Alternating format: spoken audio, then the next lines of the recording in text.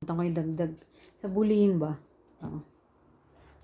Sa trabaho o sa pamilya o sa school. Basta nakikiramdam ka, ganito lang instinct mo. Kaya tayo binigyan ni God ng instinct. Para alam natin ang premonition at makaiwas tayo sa panganib. Gayon, makikiramdam ka, alamin mo yung background ng kaaway mo. Halimbawa, nakita mo siya, kasama niya yung may eksena, senaryo. Napikon siya sa biro ng isa niyang Ngayon, yung tinuro ko na, ginulat ka, pasig, wah! Ganyan. Kailangan mas wah! Ganyan, doble ka. Tapos sabihin mo, oh, joke lang yun ha. Tapos, pag tumawa yung dalawa, biro lang talaga sa kanya. Pero pag napahiya siya, masama yung tension nun. Ngayon, di balik tayo. Nakita mo, biniro siya ng tropa niya, napikon siya. Pero yung biro na yun, simple lang, napikon siya. Okay lang yun, biruin mo siya, tapos napikon siya sa'yo. Kasi, di ba, sinigawan ka, wah! Sigawan mo siya doble, wah! Mas malala ah. Tapos sabi mo, joke lang yun, tapos asahan mo na kasi nga nakita mo na biniro lang siya nung isa, tapos sinapok niya, saan mo na sapukin ka. Pagmasdan, importante yung detalye na yun. Ito pala yung kilos ng kaaway ko. Kaya nga sabi ko sa inyo, itago mo yung kilos mo. Kailangan mysterious yung galawan mo kasi nakabantay din kasi yan sa'yo eh. Oh. Bakit? Kasi may plano yan sila eh. Lalo pag bully. Ibig sabihin ng bully, marami yan, grupo yan. Ngayon, habang pinagmamasdan ka yan, chichismisan yan sila. Ganun. Siyempre, mag-isa ka lang. Unfair naman, di ba? Di, bantayan mo na rin. Ngayon, kailangan lagi ka alerto. Ang buhay ay laro.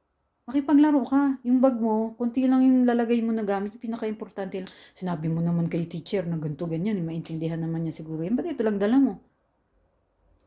Pagka nang milit si sir, si ma'am, sabi mo yung totoo. Kasi palagi akong ganito, yung ready up, sell myself. Magigets niya na yun. Paunawa mo rin. Di balik tayo. Kasi ganyan yan sila eh. Yung gamit nung aanuhin. Tatago yung sapatos mo, naranasan ko na yun. Oh. I-ready mo na sarili mo na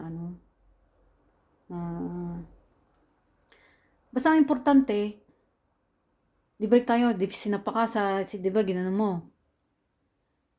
Bakit kailangan mo siyang labanan? Kahit alam mo na napok. Kasi kailangan makita niyang pumalag ka eh. Bakit? Kasi yan, lalaki ulo niyan. Magtatawag pa yan ng kasama. Hindi uso dito ang comfort.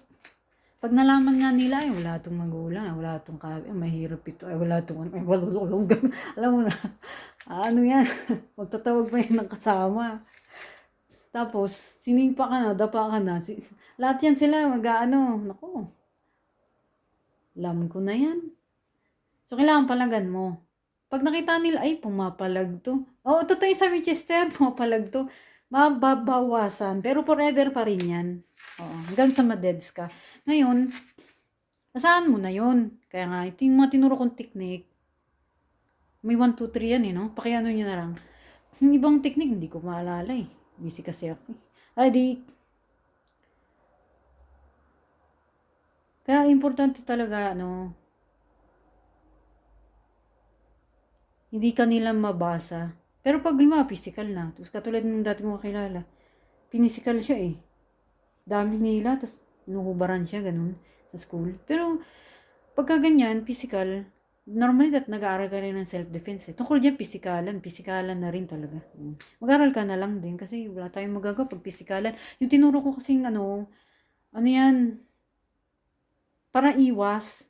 Pero alam mo, pinisikal ka talaga. As in, hinuhubaran ka, ganyan kung ano ginagawa sa'yo. Kailangan mag-aaral ka na rin ng physical. Kasi pagka ganun, salbahe talaga yung mga ganyan na. Alam yun. Pero isahan mo na. Ganun kasi, ang tao kasi kupal yan. Kupal. Naghahanap talaga yan ng kapag lalaro. Sisirain nila. Pag walang pakinabang, tama na sa basura. So yun lang. Muna, hindi ko maalala yun. Pagka naaral ko na, at least sa premier yan, sa may malinitsyo.